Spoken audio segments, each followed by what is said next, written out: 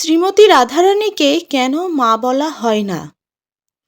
আপনি রাধারানীকে কী রূপে গ্রহণ করবেন, এটা ভক্তদের ভাবের ওপর নির্ভর করে রাধারানীকে কীভাবে সম্বোধন করবে।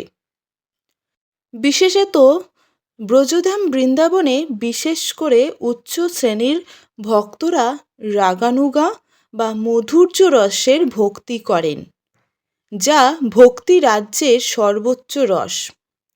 আর এই রস অনুযায়ী রাধারানী হলেন নিত্য কিশোরী, যেখানে তিনি কৃষ্ণের নিত্য প্রেমিকা। আর ভক্তেরা নিজেকে সেই রাধারানীর দাসিকা রূপে সেবা করেন। তারা কৃষ্ণকে রসিক নগর রূপে সেবা করেন, আর রাধারানী সেই কৃষ্ণের প্রেম প্রদানকারী প্রেমিকা। তো ভক্তরা কৃষ্ণ প্রেমের ভক্তির প্রাপ্ত করার জন্য রাধারানীকে অধীশ্বরী রূপে তার আনুগত্যের সেবা করেন। তাই তারা রাধারানীকে মা রূপে দেখেন না, তারা তাকে নিত্য কিশোরী রূপে সেবা করেন। আর এটাই জগতে প্রচলিত যে রাধারানী নিত্য কিশোরী, কৃষ্ণের প্রেম প্রদানকারী, তার প্রধান প্রিয় সখী। তাই বলে এমন নয় যে রাধারানীকে মা বলা যায় না। আগেই বলেছি, এটা ভক্তের ভাবের ওপর নির্ভর করে।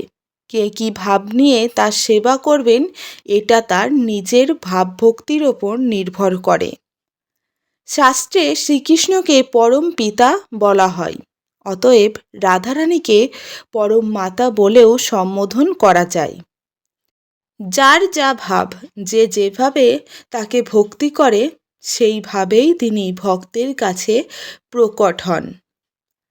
ব্রহ্ম বৈবর্ত পুরাণে রাধারানীকে ব্রহ্মান্ত জননী বলা হয়েছে। পদ্ম পুরাণে স্বয়ং শিবের উক্তি হল, আমাদের জগৎপিতা হচ্ছেন শ্রীকৃষ্ণ এবং রাধারানী হচ্ছেন জগৎ মাতা। শ্রী চৈতন্য চরিতামৃতে বলা হয়েছে, সর্বপালিকা সর্বজ্ঞানের মাতা। বেদশাস্ত্রে বলা হয়েছে রাধারানী সমগ্র ব্রহ্মাণ্ডের মা। পার্বতীর কাছে মহাদেবের রাধারানীর সমগ্র নাম বলতে গিয়ে বলেছেন, রাধারানী সবার মাতা, প্রকৃতপক্ষে তার কোনো মা নেই। তিনি জন্মশূন্য, আমাদের জন্ম মৃত্যু জরা ব্যাধি দুঃখ ক্লেশময় চক্র থেকে তিনি মুক্ত করেন। মহাদেব বলেছেন, শ্রী রাধা নীতি গতিমতির ভীষ্টদা।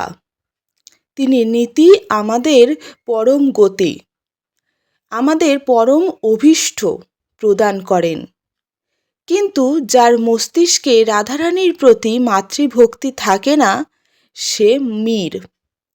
তাদের নীতিগতি ও অভীষ্ট কী ধরনের? রাধারানী পরম কৃপাময়ী, তার কৃপা ছাড়া কৃষ্ণ প্রেম প্রাপ্ত হওয়া যায় না। হরে কৃষ্ণ, রাধে রাধে, জয় গোপাল, শ্রী গুরু জয়।